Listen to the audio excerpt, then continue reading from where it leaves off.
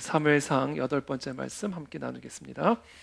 우리가 지난 주간 이 하나님의 언약궤가 지금 어떤 경로를 통해서 이스라엘로 다시 돌아오게 되었는지를 나누었습니다. 아벡 전투에서 이스라엘 백성들이 블레셋 전투에서 대패를 하고 그때 블레셋 사람들에게 언약궤를 빼앗기게 되죠. 그래서 이 언약궤가 블레셋 땅으로 들어가게 됩니다. 그래서 블레셋의 세계 거점 도시를 계속 돌아다니면서 하나님의 재앙이 이 언약궤가 들어가는 곳마다 임하게 됩니다. 그래서 결국은 블레셋 사람들이 이 언약궤를 이스라엘로 귀환시키자 결정을 내렸죠. 그렇게 해서 도착한 곳이 벳세메스입니다. 하나님의 언약궤가 무려 7개월 만에 다시 이스라엘 땅으로 돌아오게 되었고 그 첫 귀한 도착지가 바로 벳세메스였어요. 너무나 오랜만에 빼앗겼던 여호와의 언약궤가 자신들의 땅에 들어온 것을 너무나 기뻐한 나머지 또는 호기심이 발동했는지 그동안 지성소 안에만 있었기 때문에 감히 볼 수도 없었던 그 언약궤가 자기 동네로 들어와가지고 돌 위에 딱 올려놓여진 거예요. 그러니까 이 벳세메스 사람들이 아마 흥분을 했던 것 같아요. 너무 좋아서. 그리고 호기심도 발동했던 것 같습니다. 한 번도 보지도 못했던 그 언약궤, 감히 볼 수도 없었던 그 언약궤를 지금 내 눈앞에서 보게 되니까 그 언약궤 앞으로 나가서 그 언약궤 그 덮개는 하나님의 보좌입니다. 시은 좌예요. 그 덮개를 뜯어내고 그 속에 어떤 것들이 들어가 있는지를 확인을 합니다. 그리고 그 순간 하나님께서 그들을 치셔서 성경에 보면 5만 괄호 열고 5만 70명이라고 되어 있는데 어떤 기록에는 5만 70명으로 되어 있고 어떤 기록에는 5만이 없고 70명만 있어요. 그래서 그것은 정확하지는 않습니다. 그러나 어찌됐든 간에 여호와께서 백성을 쳐서 크게 살육하셨다. 명수가 중요한 게 아니라 아주 크게 살육하셨다. 그래서 이 벳세메스 사람들이 슬피 울었더라 이렇게 기록을 하고 있습니다. 이스라엘 백성들을 이 벳세메스 사람들을 그렇게 크게 살육하신 분은 하나님이십니다. 그렇죠? 그렇다면 하나님은 왜 이스라엘 백성들에게 그런 살육의 고통을 허락하신 것일까? 벳세메스 사람들이 여호와의 궤를 들여다본 까닭에 그들을 치셨다. 분명하게 이렇게 기록하고 있습니다. 그렇다면 하나님은 도대체 왜 그들을 그렇게 크게 살육하셨을까? 그 여호와의 언약궤를 들여다봤다 해서 하나님이 왜 그토록 크게 살육을 하셨을까? 하나님의 거룩하심을 이스라엘 백성들에게 교육시켜 주시기 위함입니다. 그게 이유입니다. 그래서 하나님이 이 벳세메스 사람들을 그렇게 크게 죽이신 거예요. 여호와의 거룩하심을 교육시켜 주시기 위해. 여러분, 우리의 삶에 겪게 되는 여러 고통, 슬픔, 평강의 살육, 관계의 살육, 소망의 살육, 재정의 살육, 미래의 살육, 우리의 삶에 그와 같은 재앙이 임하게 되어 우리가 크게 울거나 고통 가운데 있을 때 어쩌면 그것은 저와 여러분들에게 하나님이 하나님의 거룩하심을 가르쳐 주시기 위한 것일지 모릅니다. 아마도 그럴 가능성이 커요. 하나님의 거룩하심을 가볍게 여기고 하찮게 여기는 우리들에게 하나님의 거룩하심을 가르쳐 주시기 위한 것이다. 그것을 위해서 하나님은 지금 벳세메스 사람들을 치셨고 살육하신 거예요. 하나님의 언약궤는 그냥 나무 괴짝에 불과한 물건입니다. 어디서나 볼 수 있는 그냥 나무 괴짝, 지금 여기 보이는 이 휴지통하고도 비슷한 그냥 나무 괴짝이에요. 근데 하나님은 그 나무 괴짝을 하나님의 임재를 상징하는 물건으로 거룩하게 즉 성별하셨습니다. 그래서 하나님의 언약궤는 성소의 휘장 안, 즉 지성소 안에 위치해 있었고 심지어 대제사장조차도 오직 1년에 한 번만 지성소 안으로 들어갈 수가 있었습니다. 그러나 대제사장이 지성소 안으로 들어가는 순간에도 그냥 들어가는 것이 아니라 향을 피운 향로를 가지고 연기를 가득 채우게 해서 자신의 눈앞에 있는 언약궤를 볼 수 없도록 연기로 가리게 조치하셨어요. 왜냐하면 하나님의 언약궤는 하나님의 거룩하신 임재를 나타내는 것이기 때문에 대제사장이라 할지라도 죄인이므로 먼저 자신의 죄를 씻음받지 않은 상태로 하나님의 언약궤를 보게 되면 반드시 거룩하신 하나님이 그를 죽이실 것이기 때문에 그런 거예요. 대제사장을 죽이시지 않기 위해서 그와 같은 조치를 취하게 하신 겁니다. 언약궤에 나올 때 향을 피워 연기로 가려 보지 못하게 하는 거예요. 그런 언약궤의 덮개를 지금 딴 거예요, 이 사람들이. 그리고 그 속을 들여다본 겁니다. 그래서 하나님이 그들을 치셔서 크게 살육하신 겁니다.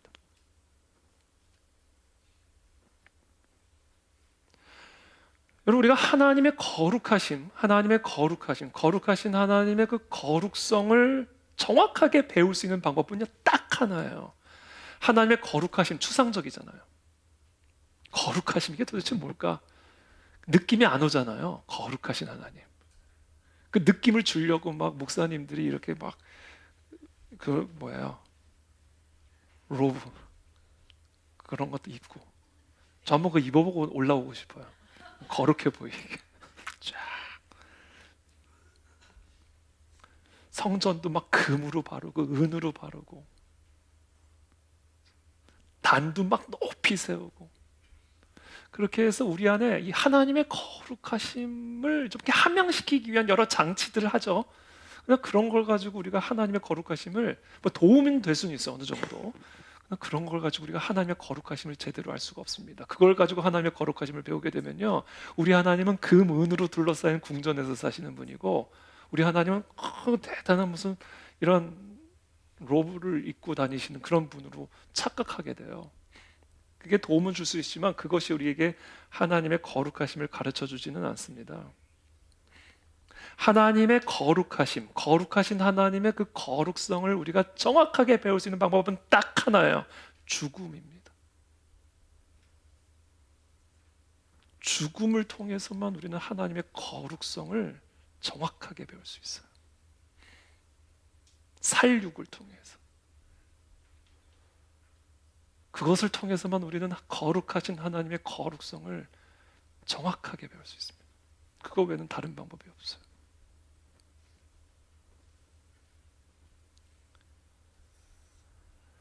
이스라엘의 대제사장 아론의 두 아들 나답과 아비후는 하나님이 명령하지 않은 불로 향로의 불을 피웠다가 그 자리에서 즉사를 했습니다. 제사를 준비하다 그 자리에서 즉사를 했어요.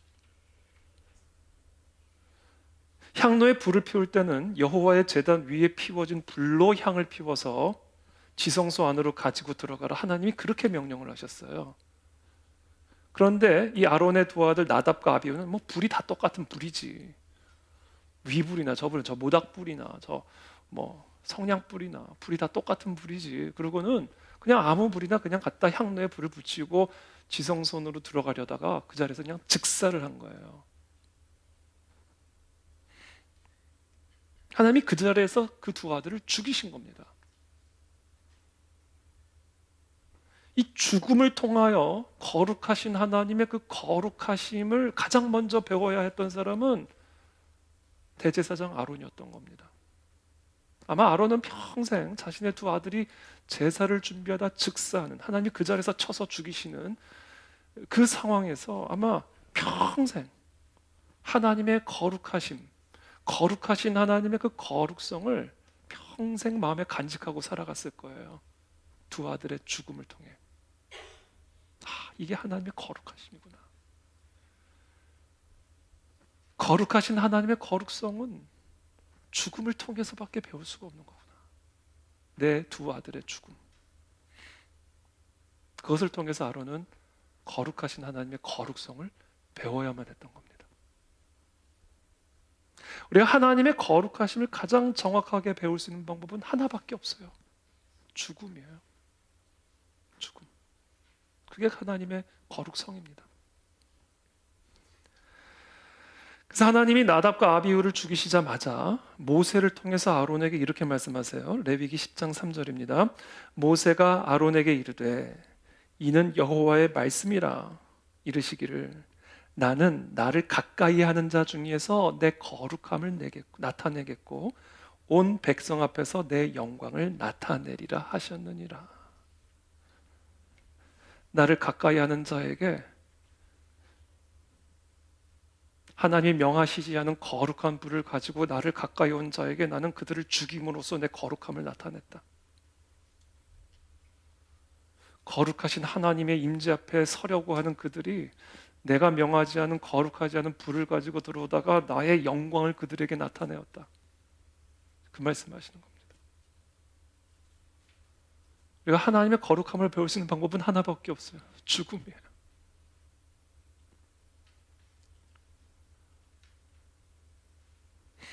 거룩하신 하나님은 거룩하지 않은 모든 것을 쳐서 죽임으로써 그 거룩하심의 거룩성을 드러내십니다. 그래서 하나님의 거룩과 같은 동의어는요, 하나님의 심판이에요.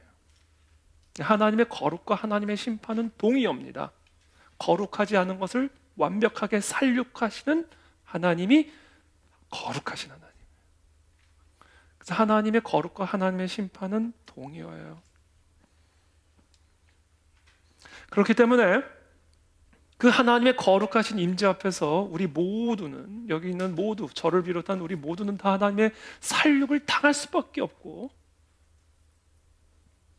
우리가 하나님의 임재 앞에서도 살육을 당하지 않기 위해서는 우리에게도 하나님과 같은 거룩함이 반드시 있어야만 합니다. 그게 하나님의 거룩하심이에요. 그러나 너무나도 슬픈 소식은, 너무나도 절망적인 소식은, 그리고 베세메스 사람들이 오늘 깨닫게 된 그 슬픔은, 도대체 누가 능히 하나님 앞에 서리요?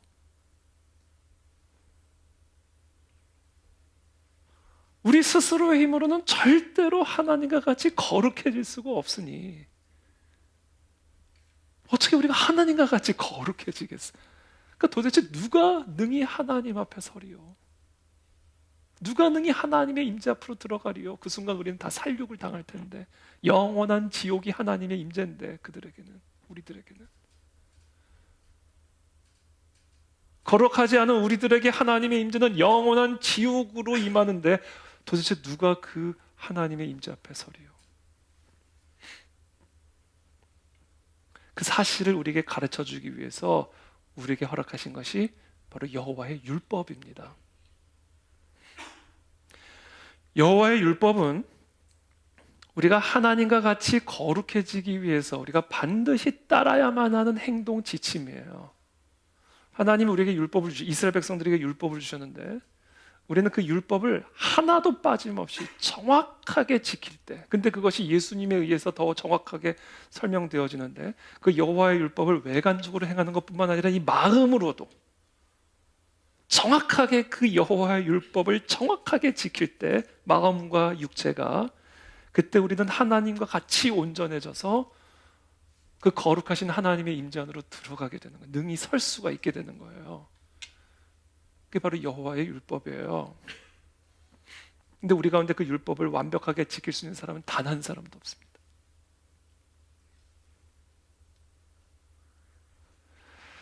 그렇다면 하나님이 이 율법을 왜 주신 것일까? 절망케 하기 위함이에요. 이 율법을 정확하게 수행함으로써 이 율법이 요구하고 있는 거룩의 기준을 만족할 수 있는 사람은 단 한 사람도 없음을 가르쳐 주시기 위한 것이 하나님이 이스라엘에게 율법을 주신 이유입니다. 그래서 우리는 이 하나님의 율법 앞에서 절망할 수밖에 없고요, 슬피 울 수밖에 없고요, 나 자신에 대해서 수치스럽게 여길 수밖에 없고요. 그래서 우리는 여호와 하나님의 살육을, 영원한 살육을 피할 수 없는 존재임을 깨닫게 되는 겁니다. 그게 여호와의 율법이 우리에게 주시는 기능이에요. 그래서 하나님의 율법은 곧 우리를 향한 하나님의 사형 선고입니다. 사형 선고예요. 그래서 우리는 슬피 울 수밖에 없어요. 누가 능히 하나님 앞에 서리요? 이 베세메스 사람들의 고백이 바로 우리의 고백이 될 수밖에 없습니다. 그래서 하나님의 율법은 우리 모두에게 슬픈 소식인 겁니다. 그러나 하나님께서는 동시에 이스라엘 백성들에게 너무나 기쁜 소식을 동시에 주셨어요. 하나님의 율법을 우리에게 주심으로써 우리에게 사형 선고를 내리심과 동시에 하나님이 율법과 동시에 우리에게 주신 게 있는데, 그게 바로 제사법입니다. 하나님의 율법은 우리의 힘과 노력으로는 절대로 하나님의 거룩하심에 도달할 수 없다는 우리의 절망적인 실존을 가르쳐주고 있습니다. 그래서 우리 모두는 하나님의 진노 아래 있고 결국은 하나님의 살육을 당하여 영원한 하나님의 심판 가운데 거할 수밖에 없는 저와 여러분들 모두가 안고 있는 실존적인 문제를 깨닫게 만들어줍니다. 여호와의 율법 앞에서. 그러나 하나님은 우리가 안고 있는 그 실존적인 문제로부터 구원을 받을 수 있는 단 하나의 방법을 가르쳐 주셨는데 그게 바로 제사예요.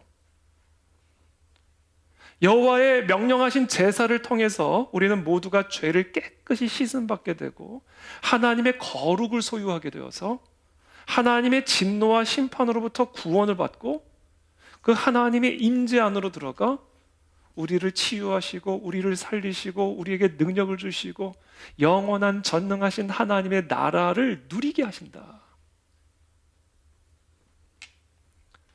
우리의 거룩하지 않음으로 말미암아 하나님의 진노와 심판을 받을 수밖에 없는 우리들을 하나님의 임재 안에서 마음껏 하나님의 나라를 누릴 수 있게 만들어줄 수 있는 단 하나의 방법이 바로 제사라는 거예요. 제사.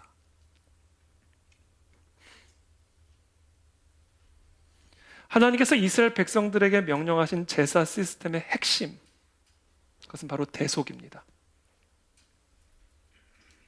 하나님의 진노를 하나님의 구원으로 바꾸어 주시는 그 제사 시스템의 핵심, 대속이에요. 대속이라고 하는 것은 대신 값을 지불하는 거예요.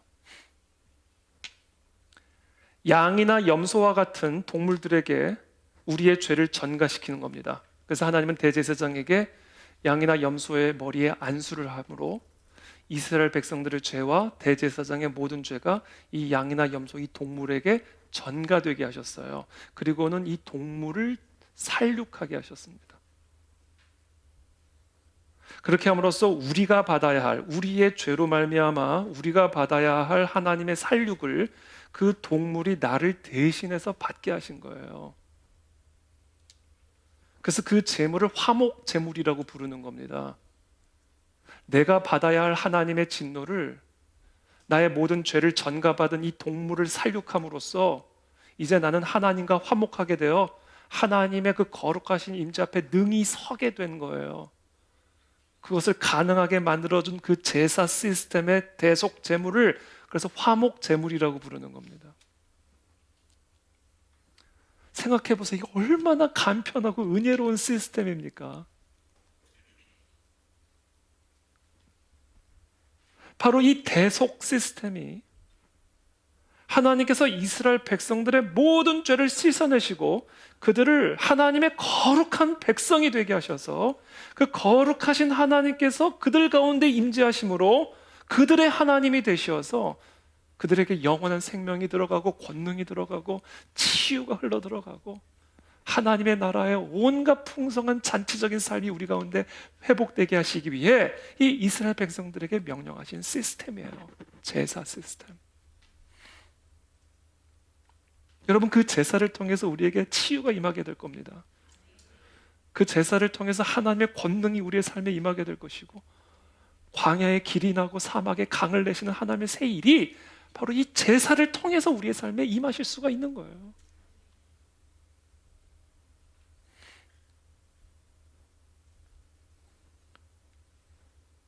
여호와의 임재, 거룩하신 하나님의 임재는 거룩하지 않은 모든 것을 다 죽이시는 하나님의 심판으로 나타납니다. 그래서 하나님의 제사 가운데는 언제나 죽음이 있는 거예요.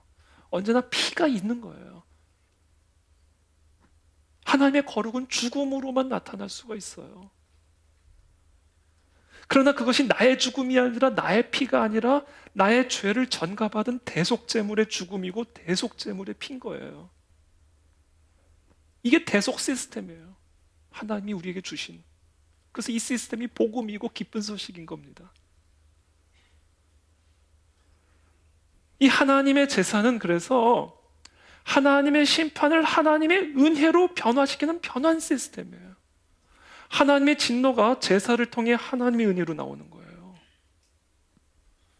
하나님의 저주가 이 제사 시스템을 통해서 우리에게는 하나님의 축복으로 내려오는 거예요. 변환 시스템이에요. 이 제사 시스템이. 내 모든 죄로 말미암아 내가 받아야 할 저주가 대속 제물에게 흘러가서 그를 살육함으로 나에게는 은혜가 내려오는 거예요. 하나님의 거룩이 내려오는 거예요. 이게 제사입니다. 우리는 그 제사를 통해서만 하나님의 나라를 체험하게 되고 우리 가운데 하나님이 임재하셔서 다 살아나는 역사를 체험하게 되는 거예요. 기쁨이 살아나고 사랑이 살아나고 소망이 살아나고 생명이 살아나고 이 제사에 모든 게 달려있는 거예요.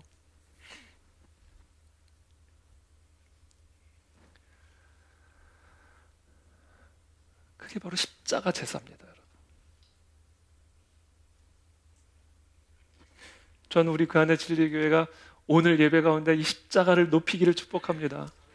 십자가를 더 붙잡게 되기를 바랍니다. 여러분, 이제 우리의 의는 우리의 율법의 행위로서의 의가 아니에요.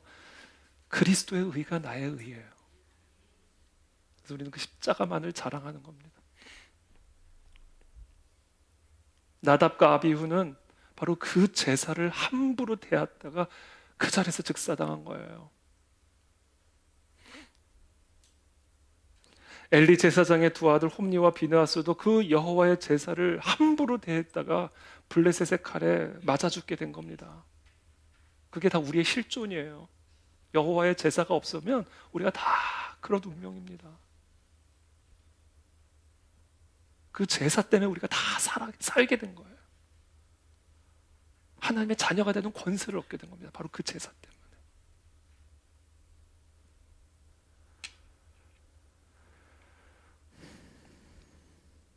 베세메스 사람들이 그 하나님의 언약궤를, 그 덮개를 뜯어내고 그 속을 들여다보다가 살육을 당하게 된 것은 그들이 여호와의 제사를 얼마나 하찮게 여겼으며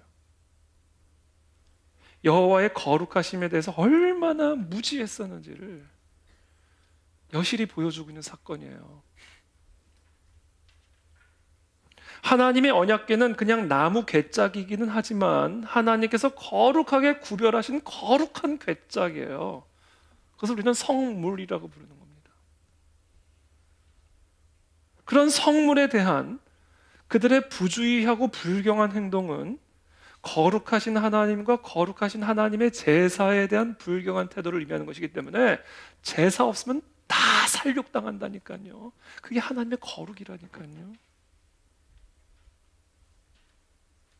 이게 베세메스 사람들에게 이런 하나님의 재앙이 임한 이유예요. 하나님이 왜 그들에게 이런 성물을 명령하셨을까? 성경을 보면요, 구약 신약 마찬가지예요. 우리 하나님은 또는 우리 예수님은 그냥 평범한 물건들을 구별해서 거룩한 하나님의 물건, 성물로 기름을 부으셨어요. 그리고 그 성물에 대한 우리의 태도를 하나님에 대한 태도와 동일시하셨습니다. 그래서 그 성물을 함부로 대하면 죽이셨어요. 그거는 하나님에 대한 태도이기 때문에, 거룩하신 하나님에 대한 태도이기 때문에 베스메스 사람들이 죽임을 당한 거예요. 이 하나님이 우리에게 이런 성물을 명령하신 이유는요, 그 물건 자체가 거룩하기 때문이 아니에요. 그냥 평범한 나무 궤짝을 거룩하게 구별해서 언약궤로 삼으셨고, 그냥 평범한 사람들을 거룩하게 구별해서 제사장으로 삼으셨고, 그냥 평범한 천막을 거룩하게 구별하셔서 성막으로 세우셨고, 그냥 평범한 나를 구별하셔서 성일로 삼으신 거예요.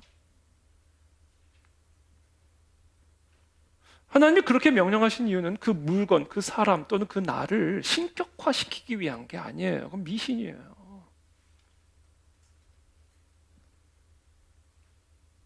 하나님께서 그런 물건이나 그런 사람이나 그런 나를 특별히 구별하셔서 그 성물로, 성일로 삼으신 이유는 그것을 통해서 하나님의 거룩하심을 기억하게 하기 위함이에요.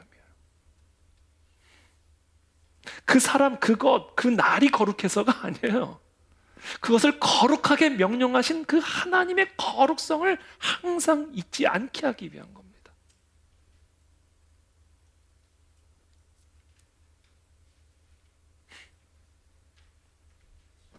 오늘날 현대 교회 성도들이 안고 있는 가장 무섭고도 심각한 문제 중에 하나는 베세메스 사람들과 같아요. 이 베세메스 사람들의 모습이 지금 오늘날 현대 교회 성도들의, 모두는 아니지만 일부 성도들의 모습이에요. 하나님께서 거룩하게 하신 것을 너무나 함부로 대해요. 너무나 하찮게 대해요.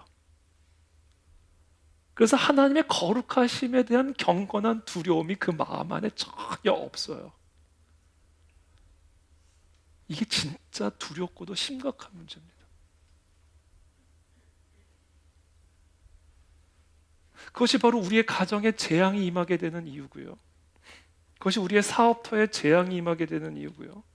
그것이 우리의 나라와 민족 가운데 하나님의 재앙이 임하게 되는 이유예요. 하나님께서 그 물건 또는 그 사람 또는 그 나를 거룩하게 구별하신 것은 그것 자체가 거룩하기 때문이 아니라 그것을 거룩하게 명령하신 그 하나님의 거룩하심을 우리가 기억하고 그 거룩하신 하나님을 두려워하게 하기 위한 건데,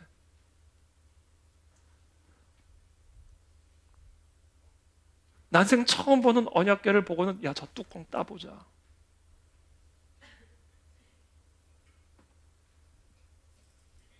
하나님이 거룩하게 구별하신 것에 대한 거룩한 두려움이 전혀 없는 거예요. 그래서 재앙이 임하는 겁니다, 여러분.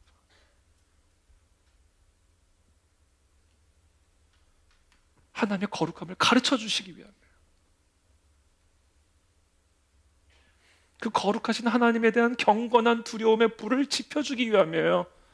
나답과 아비후 죽이신 이유와 같은 겁니다. 베세메스 사람들을 죽인 것 똑같은 이유예요.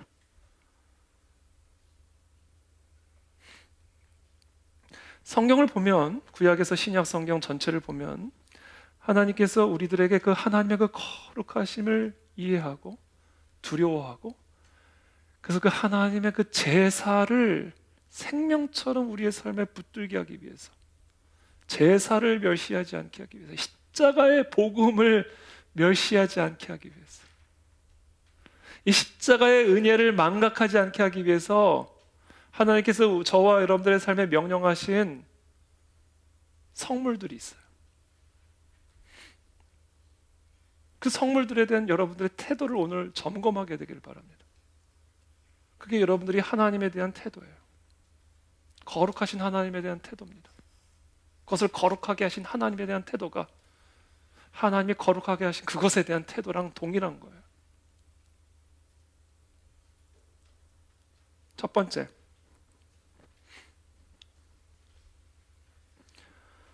우리가 벌어들이는 모든 수입의 10분의 1에 해당하는 재물입니다. 성물이에요. 만군의 여호와가 이르노라, 너희 조상들의 날로부터 너희가 나의 규례를 떠나 지키지 아니하였도다. 그런즉 내게로 돌아오라. 그리하면 나도 너희에게 돌아가리라. 그랬더니 이스라엘 백성들이 말하는 거죠. 우리가 어떻게 하여야 돌아가리까? 너희가 그렇게 말하는도다. 그렇죠. 돌아가면 죽는데. 거룩하신 하나님의 임재 앞에 누가 능히 서리요? 하나님이 돌아오라. 돌아가면 우리는 다 죽어요. 하나님의 임재는 지옥이에요. 거룩하신 하나님의 임재 앞에 거룩하지 않은 우리들은 지옥이에요, 지옥. 그 어떻게 우리가 돌아갑니까? 그렇게 얘기하는 거예요. 그때 하나님이 말씀하십니다. 사람이 어찌 하나님의 것을 도둑질하겠느냐. 그러나 너희는 나의 것을 도둑질하고도 말하기를 우리가 어떻게 주의 것을 도둑질하였나이까 하는도다. 이는 곧 11조와 봉헌물이라. 너희 곧 온 나라가 나의 것을 도둑질하였으므로 너희가 저주를 받았느니라. 하나님은 우리가 벌어들이는 우리 모든 수입의 10분의 1을 하나님의 것으로 명령하셨고요, 그것을 성물로 삼으셨습니다. 그 이유는 무엇일까요? 그 재물 자체가 거룩해서가 아니에요. 뭐 그 10분의 1만 하나님 거겠습니까, 여러분? 한번 더 솔직히 말하면 그 10분의 1이 하나님에게 필요한 것이기는 합니까? 우리가 벌어들이는 모든 수입의 10분의 1을 하나님의 것으로 명령하신 이유는 그 하나님의 거룩성을 우리의 마음에 잃지 않게 하기 위함이에요. 우리의 모든 필요를 채우시는 분, 우리의 모든 생명을 주관하시는 분, 만물의 주인 되신 그 여호와 하나님의 그 거룩함을 우리가 항상 기억하며 돈을 벌게 하기 위함이에요. 내 필요는 내가 채우는 게 아니라 하나님이 채우신다라는 것을 언제나 잊지 않고 그 거룩하신 하나님에 대한 두려움을 내 마음에 지키게 하기 위해서 내가 벌어들이는 수입의 10분의 1을 하나님의 것으로 드려라 명령하신 거예요. 이건 성물입니다. 이 성물을 함부로 대했기 때문에 너희에게 저주가 임했다. 그러면서 계속해서 말씀하세요. 만군의 여호와가 이르노라 너희의 온전한 11조를 창고에 들여 나의 집에 양식이 있게 하고. 온전한 11조라고 그러죠. 여러분 11조는요 온전해야 돼요. 그러면 이제 사람들이 많이 질문합니다. 이게 새 전입니까? 새 후입니까? 이게 매출의 10분의 1입니까? 순수익의 10분의 1입니까? 많은 질문들을 해요. 이건 알아서 하세요. 근데 온전해야 돼요. 이거는 마음의 온전함이에요. 액수의 온전함이 아니에요. 마음의 온전함입니다. 정말로 하나님께 감사와 사랑의 마음의 온전함으로 내 수입의 10분의 1을 하나님께 드리는 게 이게 온전한 11조예요. 마음의 온전함은요 풍성한 마음으로 드리는 거예요. 풍성하신 하나님의 풍성한 은혜를 누리면요 풍성하게 나가게 돼요. 그래서 저는 세전세후 뭐 이런 거 뭐 세전세 뭐 계산기 두들기면서 막 너무 골치 아프잖아요. 그래서 저는 그냥 10분의 2조를 드려요. 그럼 일단 부족하진 않게 드리는 거잖아요. 10분의 2조. 근데 10분의 1은 11조로 드리고 또 다른 10분의 1은 구제 쪽으로 아예 헌금 계좌를 따로 해놨습니다. 그러니까 제 수입의 10분의 2조는 그냥 하나님께 다 드리는 어떤 식으로든. 그러니까 저는 뭐 세전세후 뭐 이런 거 고민을 안 합니다. 근데 넉넉히 드리니까.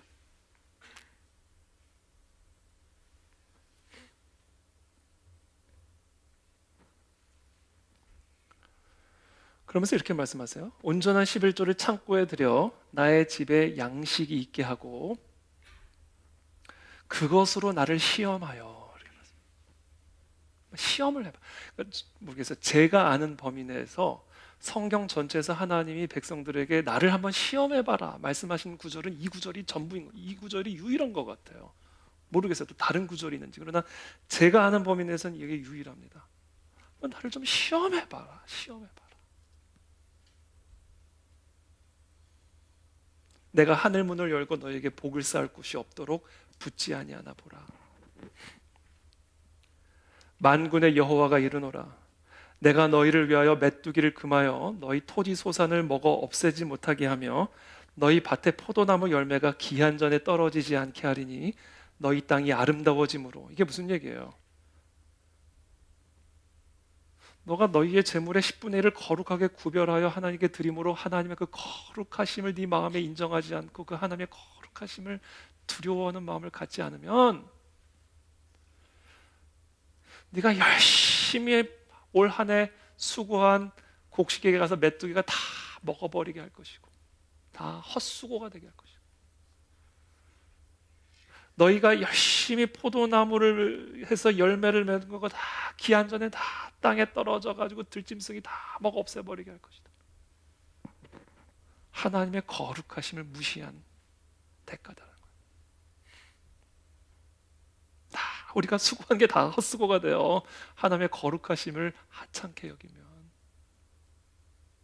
열심히 수고해보세요. 열심히 쌓아보세요. 하나님의 거룩하심을 무시하게 되면 한순간에 메뚜기가 다 가져갑니다. 이게 하나님의 거룩하심이에요. 베세메 쓴 사람들이 오늘 그걸 깨달은 거예요. 둘째, 하나님께서 우리에게 하나님의 거룩하심을 가르쳐주기 위해서 명령하신 성물이 있습니다. 그거는 우리에게 허락된 7일 가운데 1에 해당하는 시간입니다.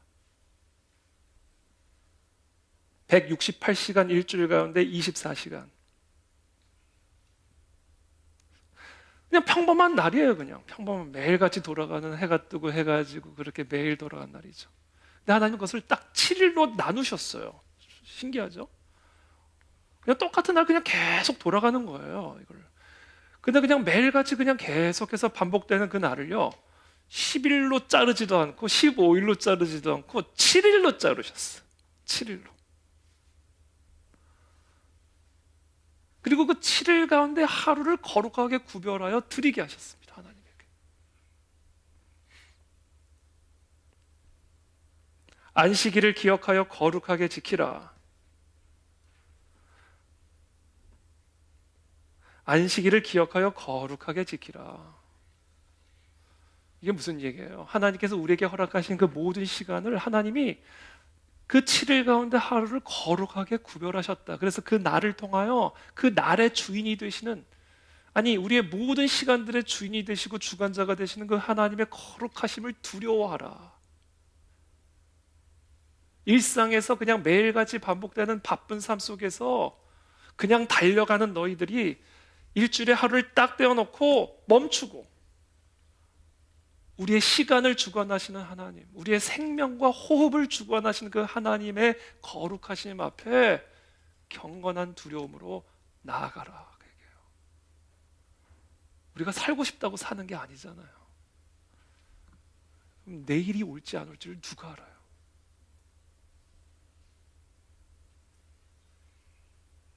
오늘 우리에게 무슨 일이 일어날지를 누가 알아요? 그 모든 시간을 주관하시고 우리에게 주어진 모든 생명을 주관하시는 분은 하나님이에요. 그래서 그 거룩하신 하나님 앞에 경건한 두려움을 지켜라. 이 시간은 네 게 아니다. 그래서 하나님이 그 일주일 가운데 날들을 7일로 끊으시고 7일 가운데서 또 하루는 하나님의 날로 정하신 거예요.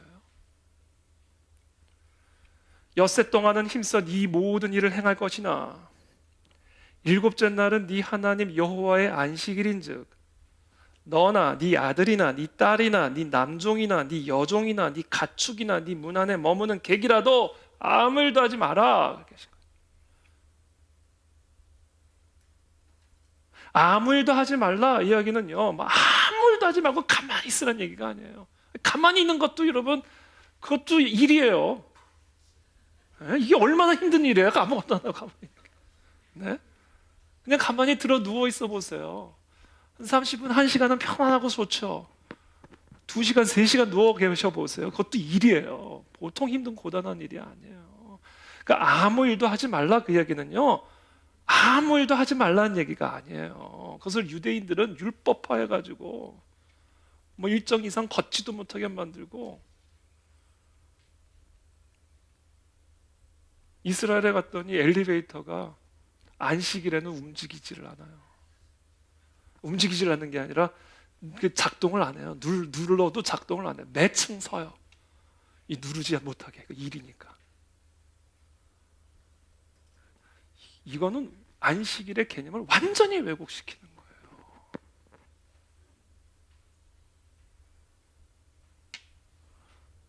아무 일도 하지 말라는 얘기는 그건 아니에요. 너희를 위해서 너가 아무 일도 하지 말라는 거예요. 너를 위해서 일하시는 하나님을 기억하라. 네가 일을 한다고 되는 게 아니다. 하나님이 너에게 일할 수 있는 능력을 주시고 일하게 하시고 그 일을 통해서 열매를 맺게 하셔야 열매를 맺는 거지, 네가 일을 해서 되는 게 아니다. 너희는 나를 떠나서는 아무것도 할 수 없다. 그러니까 6일 동안은 열심히 그 하나님과 함께 일을 해라. 그러나 7일째는 너가 너를 위해서 일하지 마라. 우리의 모든 것을 책임지시고 우리를 위해서 일하시는 그 하나님을 두려워하는 마음으로 그 거룩하신 하나님 앞에 나아가라.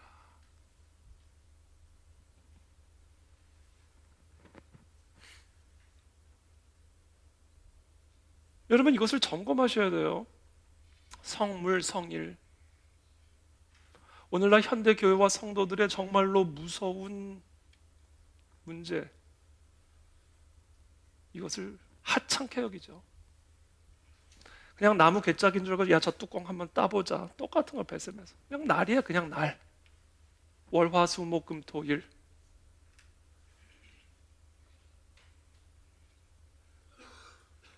하나님의 거룩하심을 멸시하는 행위입니다. 셋째,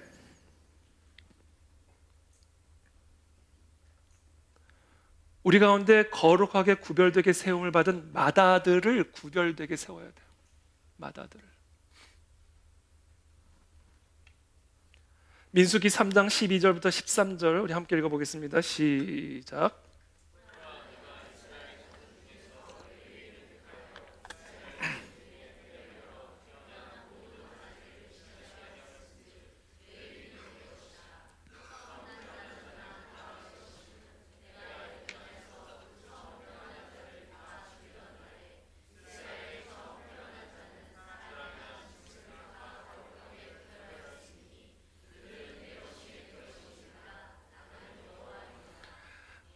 하나님께서 이스라엘 백성들을 애굽에서 건져내실 때 하나님께서 거룩하지 않은 모든 애굽의 백성들을 다 진멸하시고 살육하시는데, 다 살육하지는 않으시고 대표로 그 맏아들을 다 살육하셨어요. 짐승까지 마지를 다 살육하심으로써 하나님의 거룩하심을 그 애굽 땅 안에 드러내셨습니다.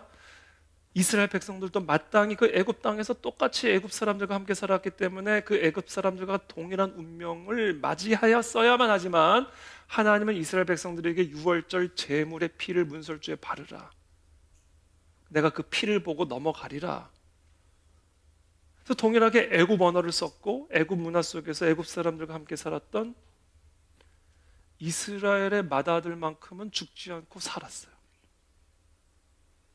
하나님의 진노가 애굽 땅에 부어질 때 이 유월절 어린 양의 피를 통해서 이스라엘 백성들에게는 하나님의 은혜로 구원으로 부어진 거예요. 여호와의 제사 때문에. 그렇기 때문에 하나님이 지금 무슨 말씀을 하시는 거냐면, 그때 내가 구원한 너희들의 맏아들은 다 내 피로 산 내 소유야, 이야기하시는 거예요. 내 거야, 거다. 근데 맏아들이 내 거, 맏아들만 내 게 아니라 사실은 너희 전체를 내가 다 그 유월절의 어린 양의 피로 내 소유로 삼은 거야. 내 백성으로 삼은 거야. 그 얘기를 하신 거예요. 근데 그 중에 그것을 대표로 맏아들로 삼으신 것이고, 이 맏아들은 나의 소유이기 때문에 이 맏아들은 다 내 사명을 감당해야 되고 내 직분을 맡아야 돼 라고 말씀하시면서, 그 맏아들에게 내가 주어진 그 직분을 다 레위인에게 위임시켜 얘기하신 거예요.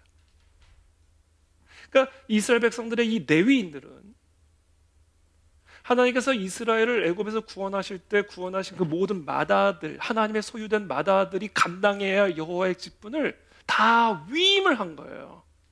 그래서 그 레위인들이 사실상 이스라엘의 맏아들이 된 겁니다. 그리고 그 레위인에게 하나님의 제사장 직분을 맡기시고 모든 하나님의 나라의 직분을 맡기신 겁니다. 그냥 똑같은 남자들, 똑같은 사람들이에요. 그냥 똑같은 사람들이에요. 다를 게 하나도 없는 사람들이라고요.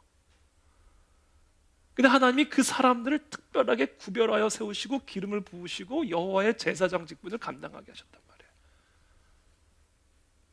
성직입니다. 목사도 직업이에요, 여러분. 목사도 그냥 직업이에요. 똑같은, 전도사도 직업이고요. 다 똑같은 직업. 여러분들 지금 일하고 계신 직업, 제 일터는 교회인 거예요. 똑같은 직업입니다. 그런데 구별된 직업이에요. 성직입니다. 그래서 이와 같은 성직을 위해 기름을 부음 받은 자가 자신에게 주어진 직분과 권위를 하찮게 여기거나, 하나님이 하나님의 사명을 위해서 이 성직에게 주신 이 권위를 함부로 남용할 때 나답과 아비후와 같이, 홈리와 비느하스와 같이 반드시 하나님의 저주를 받아 죽게 됩니다. 심판받게 됩니다.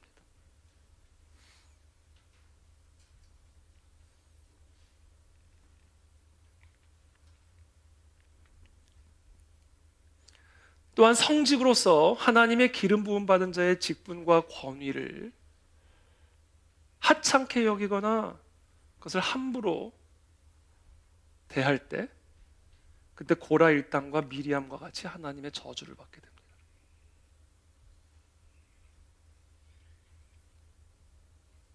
이게 성직이다라는 거죠. 넷째, 우리 가운데 거룩하게 구별하신 것, 그래서 하나님의 거룩하심을 기억하게 하신 것, 그것은 바로 성전입니다. 성전. 근데 하나님께서 거룩하게 구별하신 성전은 이제 더 이상 예루살렘의 성전이 아니에요. 고린도전서 3장 16절부터 17절 함께 읽겠습니다. 시작.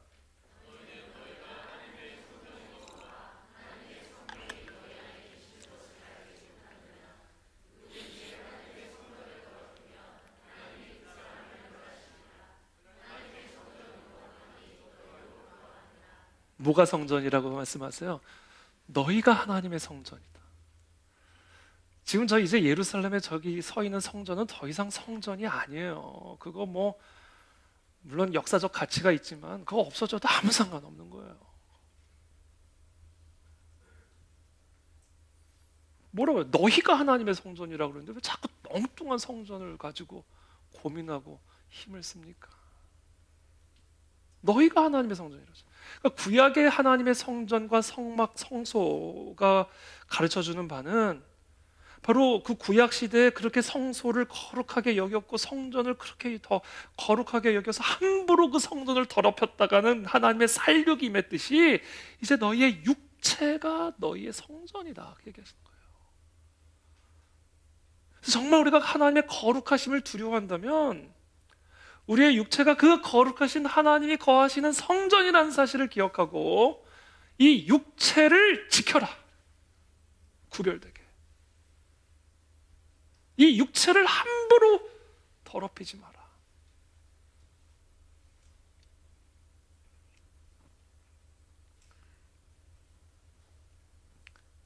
이제 우리의 육체가 우리의 성전인 거예요. 하나님의 거룩하신 임재가 거하는 우리의 육체가 우리의 성전에서 우리의 육체를 더럽히면 그 하나님의 거룩하신 임재가 우리의 육체를 멸하시는 거예요. 이게 오늘 베세메스 사람들에게 임한 심판이 담고 있는 의미예요. 멸하시리라 그러잖아요. 하나님의 성전을 더럽히면 하나님이 그 사람을 멸하시리라. 하나님의 성전은 거룩하니 너희도 그러하니라.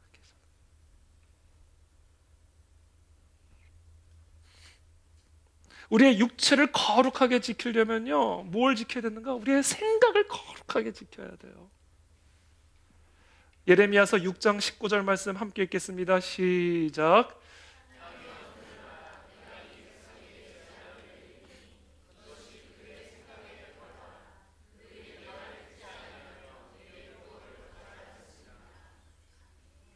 우리가 정말 하나님의 거룩하심을 항상 기억하고 우리의 성전을 거룩하게 지키기 위해서는요, 우리의 생각을 거룩하게 지키는 일에 힘을 써야 됩니다.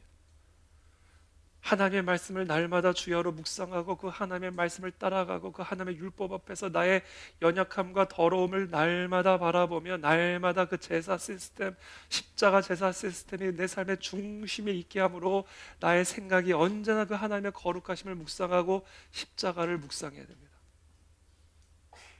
그래야 우리의 성전을 거룩하게 지킬 수 있어요. 그래서 그러면서 우리의 생각은요, 우리의 몸을 성전 또는 성막에 비유를 한다면 우리의 생각은 지성소예요.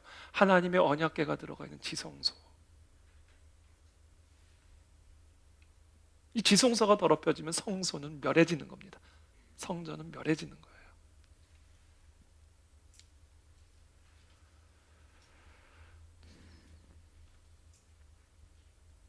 또한 성경은 저와 여러분들과 같이 이제 하나님의 영이 거하신 개개인이 성전인데 바로 이 개개인의 공동체를 또한 성전이라고 부르십니다. 교회.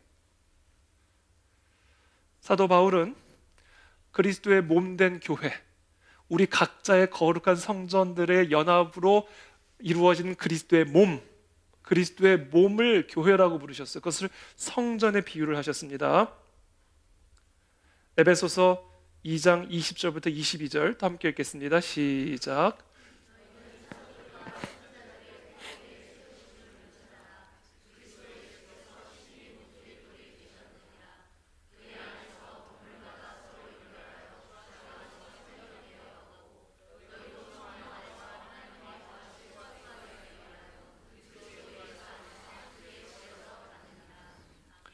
교회, 이 교회 공동체, 이 교회 공동체를 거룩하게 구별되게 지켜야 돼.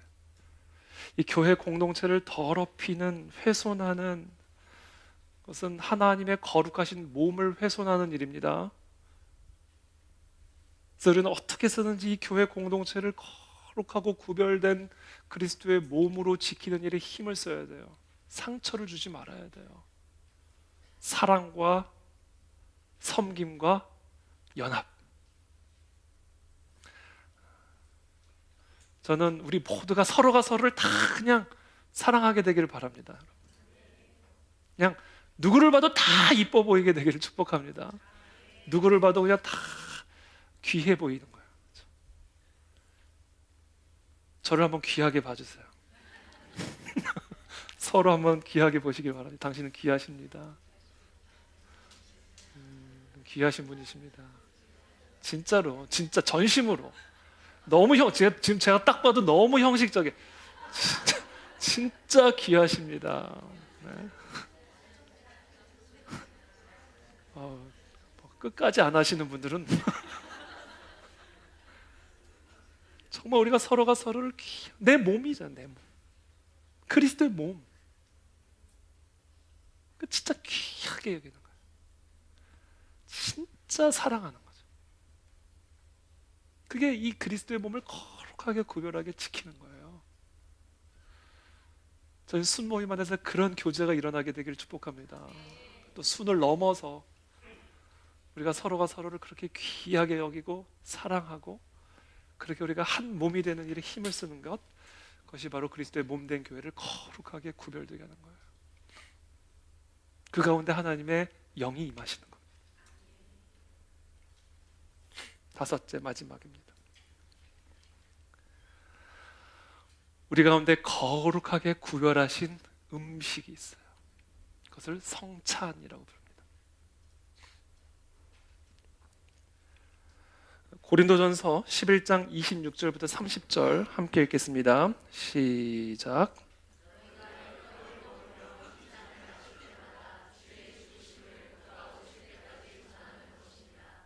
그러므로 누구든지 주의 떡이나 합당하지 않게 먹고 마시는 자는 주의 몸과 피에 대하여 죄를 짓는 것이니라.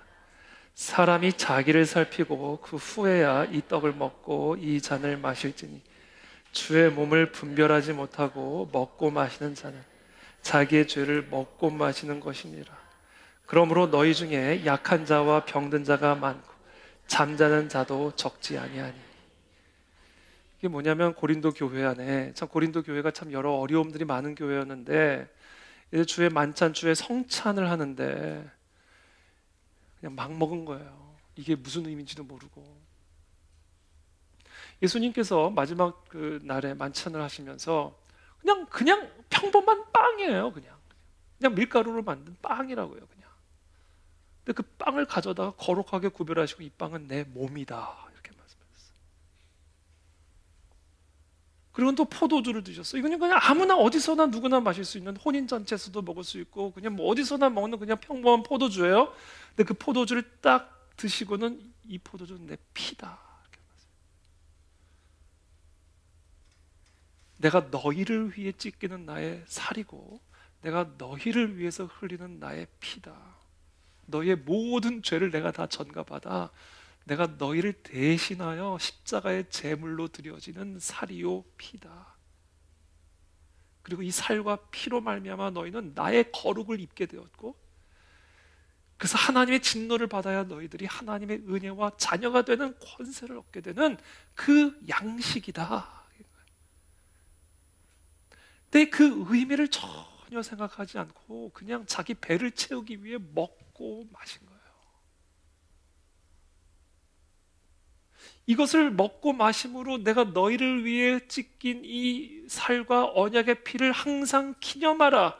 이 십자가의 제사를 너희가 기억하지 못하면 너희는 살육을 당할 수밖에 없다. 그래서 이것을 기억하게 하기 위해서 우리가 일상적으로 하는 먹고 마시는 이 빵과 포도주를 가지고 기억하게 하신 거란 말이에요. 근데 그것은 기억하지 않고 그냥 먹고 마시고, 그 29절 30절에 이렇게 말씀하시는 거예요. 주의 몸을 분별하지 못하고 먹고 마시는 자는 자기의 죄를 먹고 마시는 것이니라. 그러므로, 그랬기 때문에 하나님께서 이렇게 거룩하게 구별하신 이 성찬을 너희가 함부로 먹고 마셨기 때문에 너희 중에 약한 자가 생긴 거다. 너희 중에 병든 자가 많은 거다. 심지어 잠자는 자도 적지 않다. 여기서 잠자는 자는 죽었다 이야기해요. 뭐 때문에 죽었대요? 성찬을 함부로 했기 때문에 죽은 자들이 적지 않다.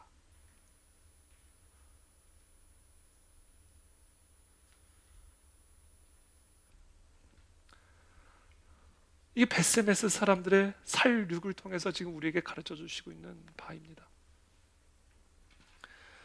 이제 말씀을 맺겠습니다. 이 베세메스 사람들이 이렇게 하나님을 가볍게 대했던 이유, 하나님의 거룩하심에 대한 무지 때문이었어요. 하나님의 거룩하심은요, 거룩하지 않은 것을 죽이시고 살육하시는 것으로 하나님의 거룩을 드러내시고 영광을 드러내십니다. 그것이 바로 십자가가 우리에게 드러내고 있는 거예요. 우리의 모든 죄를 이 희생 제물에게 전가시키시고 아무 죄 없는 그 희생 제물을 살육하심으로 죽음으로만 나타날 수 있는 그 하나님의 거룩하심을 십자가를 통해서 드러내셨고, 그러나 그 죽음을 통해서, 그 제사를 통해서, 그 피를 통해서, 그 피를 보는 자마다, 그 피를 마시는 자마다, 그 살을 먹는 자마다, 그 십자가를 붙드는 자들마다 우리가 받아야 할 하나님의 저주를 그들이 그 예수 그리스도께서 대신 받음으로 우리에게는 하나님의 자녀가 되는, 하나님의 아들이 되고 딸이 되는 권세가 흘러내렸다. 십자가를 붙들 때 여러분들의 질병이 치유를 받을 겁니다. 십자가를 붙들 때 여러분들의 약함이 강함으로 바뀌게 될 겁니다. 십자가만을 드높일 때 우리의 삶을 지배하는 모든 저주가 떠나가고 하나님의 축복이 부어지게 될 줄로 믿습니다. 하나님의 자녀가 되는 권세를 누리게 될지어다. 그래서 오늘 이 시간 그 십자가를 노래하며 나가기를 원합니다. 또 특별히 오늘 이 5가지 성물, 하나님의 거룩하심을 하찮게 여겼던 베세메스 사람들과 같은 우리의 죄를 회개하고 용서하여 주십시오. 십자가 대속의 은혜를 붙잡습니다. 하나님, 오늘 이 시간 그 하나님의 거룩하심에 대한 경건한 두려움이 십자가를 바라볼 때, 십자가에 매달린 하나님을 바라봄으로 그 하나님의 거룩하심에 대한 경건한 두려움이 살아나게 도와주시고, 그 하나님의 아들을 죽기까지 사랑하신 그 하나님의 사랑의 은혜를 다시 한번 기억하게 도와주셔서 오늘 그 십자가의 감격이 우리 가운데 일어나게 도와주시고 우리에게 하나님의 영의 임재가 충만하게 임재하게 하여 주시옵소서. 함께 기도하며 나가겠습니다.